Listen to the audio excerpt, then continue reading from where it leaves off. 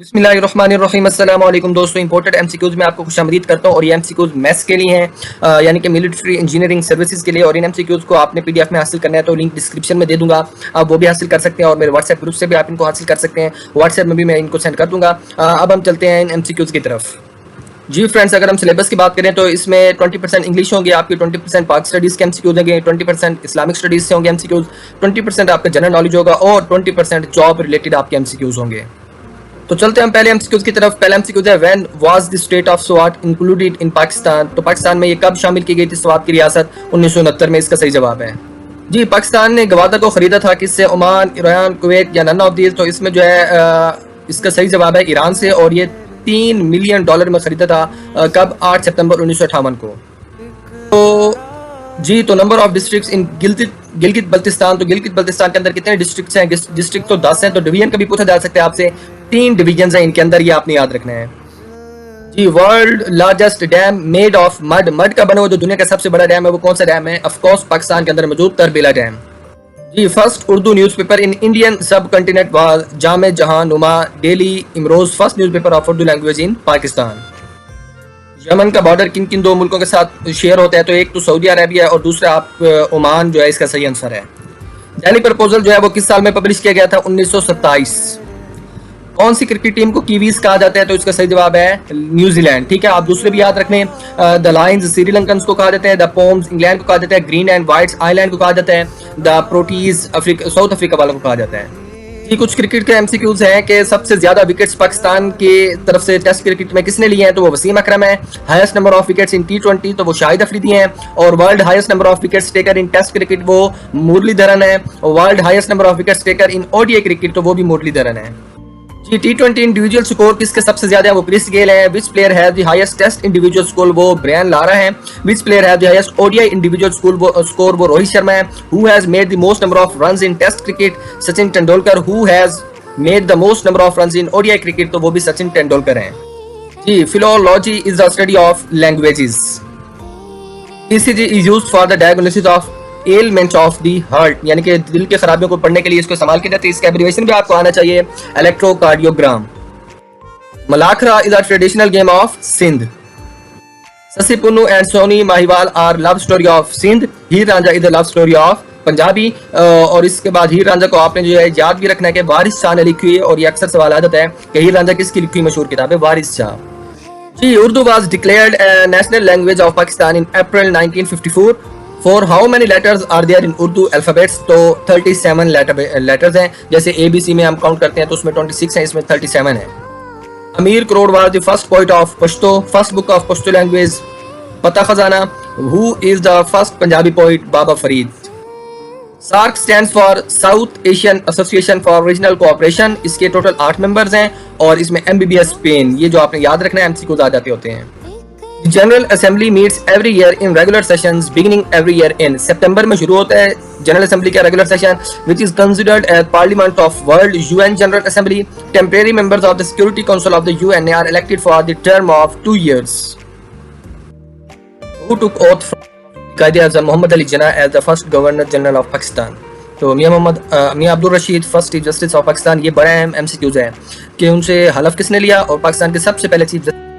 दोनों का जवाब मियां अब्दुल रशीद है। सबसे ज्यादा चीफ जस्टिस के तौर पर किसने सर अंजाम दिया? तो मोहम्मद हलीम साहब है chief justice of Pakistan from 25 March 1981 to 31 December 1989। ठीक है जी।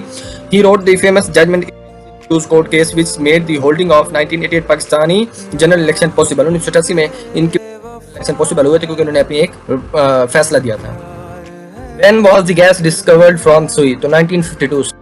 प्रोडक्शन जो है वो 1955 में हुई थी और गैस डिस्कवर 1952 में हुई थी। Kharan desert is situated in Balochistan. Kharan जो सहरा है वो कहाँ पर है? बलोचिस्तान में पाया जाता है। Which city is called the heart of Pakistan? तो ऑफ कोर्स जिंदा दिलाने लाहौर जो है ये पाकिस्तान का दिल कहलाता है। इंडो पाक वॉर ऑफ 1965 लास्टेड फॉर 17।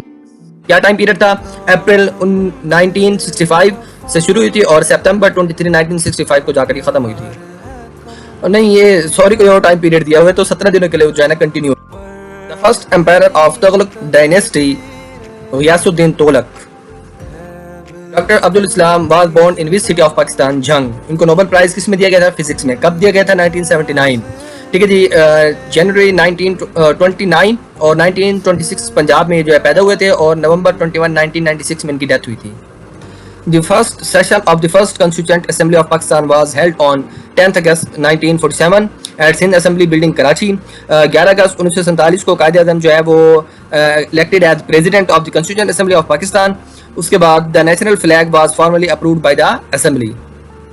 जी, इमाम बुखारी रज़ी अल्लाह तआला अन्हु का पूरा नाम क्या था? मोहम्मद बिन इस्माइल। ठीक है जी। इमाम अबू हनीफा का पूरा नाम क्या था? इमाम नोमान बिन साबित। ठीक है जी, ये आपने याद रखनी। What is the other name of सूरह फातिहा? तो इसको हम उम्मुल कुरान और उम्मुल किताब भी कहते हैं। जी, सूरह नमल। नमल का मतलब क्या है जी? नमल का मतलब है चींटी, एंट। उमय्यद डायनेस्टी का लास्ट जो बादशाह था वो कौन था? मरवान। ये नाम आप याद रखना है, मरवान उसका लास्ट बादशाह था। ज़कात किन पर जायज नहीं है? पेरेंट्स पर, वालिदैन पर, शोहर पर, बीवी पर, बच्चों पर। 8 kinds of people who receive ज़कात। 8 किस्म के लोग जिनको ज़कात दी जा सकती है, वो फिर आप सर्च कर सकते हैं कौन कौन से हैं। आप सल्लल्लाहु अलैहि वसल्लम के 3 बेटे थे, हजरत अल कासिम। हजरत कासिम से मदर बाद हजरत खदीजा रज़ियल्लाहु तआला अन्हा, the first wife of the holy prophet. Hazrat Abdullah Tayyab Tahir, he was also born from Hazrat Khadija. Hazrat Ibrahim was the third son of prophet Mohammad, who was born from Hazrat Maria, gifted by the ruler of Sikandariya. Prophet Muhammad peace be upon him had daughters, 4 daughters। Hazrat Zainab was eldest of the daughters, यानी कि सबसे बड़ी उनकी बेटी थी, और उनकी शादी जो है वो हुई थी अब्दुल्ला बिन आस बिन रबी। हजरत रुकैया, उनकी शादी हुई थी हजरत उस्मान बिन अफ़ान से। however she died in the life of holy prophet peace be upon him, और आप सल्लल्लाहु की हयात में उनकी डेथ हो गई थी हजरत रुकैया की। हजरत उम्मे कुलसूम तीसरी बेटी थी आप सल्लल्लाहु की, उनकी शादी हजरत उस्मान बिन अफ़ान से हुई थी। किसके बाद? हजरत रुकैया की वफात के बाद। Hazrat Usman has the honour of marrying 2 daughters of prophet Mohammad सल्लल्लाहु अलैहि वसल्लम। हजरत उस्मान को ये हासिल है इतनी बड़ी खूबी नेमत के उन्होंने आप सल्लल्लाहु की 2 बेटियों से शादी की, and that is why he is also known as Zunnurain, a man with 2 noors. Hazrat Fatima was the youngest, सबसे छोटी बेटी उनकी हजरत आप सल्लल्लाहु की हजरत फातिमा थी, एंड मोस्ट बिलव्ड डॉटर, और सबसे प्यारी भी आप सल्लल्लाहु को वही थी। इंग्लिश के MCQs. I have already told you I am in the area. Spot हो तो ऑन, लोकेशन हो ऑन, प्लेस हो तो ऑन, तो इन है तो सिर्फ एरिया बनेगा। सिनोनिम ऑफ हर्मेटिक इज हवाबंद, यानी कि एयर टाइट। हवाबंद है तो इसकी सिनोनिम भी क्या बनेगा? एयर टाइट बनेगा। जी, एंटोनिम ऑफ आर्टिफिशियल। आर्टिफिशियल का ऑपोजिट इज क्या? जी, एंटोनिम ऑफ इनर्मस। मुतजाद बताना है तो जाहिर है बहुत ज्यादा है, इसका मतलब बहुत ज्यादा इनर्मस है तो इसका एंटोनिम ऑपोजिट क्या बनेगा? बहुत कम, तो वो होता है टाइनी, स्मॉल, छोटा। लाइट का कॉम्बिनेशन है ब्लाइंड के साथ, तो स्पीच का कॉम्बिनेशन किसके साथ होगा? डम्प के साथ। गूंगा। एक आपके इस तरह से एमसीक्यूज आएंगे। एक और पेयर है, देखें जी, सैल्यूटेशन, फेयरवेल। सलाम, किसी चीज का आगाज किससे होता है? सलाम से, और इख्तिताम किस पर होता है? फेयरवेल पार्टी पर, फेयरवेल पर। तो इस तरह से जिंदगी का आगाज किससे होता है? बर्थ से, तो उसका इख्तिताम किस पर होता है? डेथ पर होता है। तो ये आपने इस तरह से आपने कॉम्बिनेशन सिलेक्ट करने होंगे। Speed limit is the dash legal speed that you can travel on the road. तो पहले समझें कि रोड पर स्पीड लिमिट आपकी वो सबसे ज्यादा रफ्तार होती है जो आपको कानून इजाजत देता है। अब इनमें से कौन सा आपका सही ऑप्शन है? हाईएस्ट, बिगेस्ट, मैक्सिमम या लॉन्गेस्ट? तो हम कहते हैं स्पीड बढ़ा दो, मैक्सिमम स्पीड कर दो, तो इसका सही जवाब जो है वो सी बनेगा, maximum. Speed limit is the maximum legal speed, that is. ठीक हो गया जी। Secretly listening to a corona conversation is called. जब आप छुप कर किसी कन्वर्सेशन को सुनते हैं तो वो क्या कहती है? Eaves drop. A person fluent in 2 languages is known as। एक शख्स जो 2 ज़बानें बोल सकते हैं उसको हम क्या बोलते हैं? bilingual। She never understood me whenever I said something। Passive voice है तो इसका क्या बनेगा? Whenever I said something I was never understood by her। यानी कि जो आपका फर्स्ट पर्सन होता है उसको आपने थर्ड में तब्दील करना होता है। she है तो her, he है तो him, you है तो you ही रहेगा, इस तरह से। Passive voice of they broke up the table for firewood is. ठीक है जी, तो इसका क्या बनेगा? The table was broken up for firewood by them.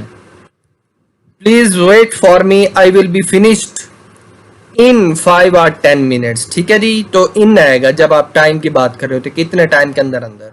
Thanks for watching. और आप इस वीडियो को लाइक करके शेयर ज़रूर कीजिएगा और मुझे दुआओं में याद भी रखिएगा। चैनल सब्सक्राइब करके बेल आइकन वगैरह प्रेस करेंगे तो मेरा नोटिफिकेशन सबसे पहले पहुंचेगा। शुक्रिया, अल्लाह हाफिज़।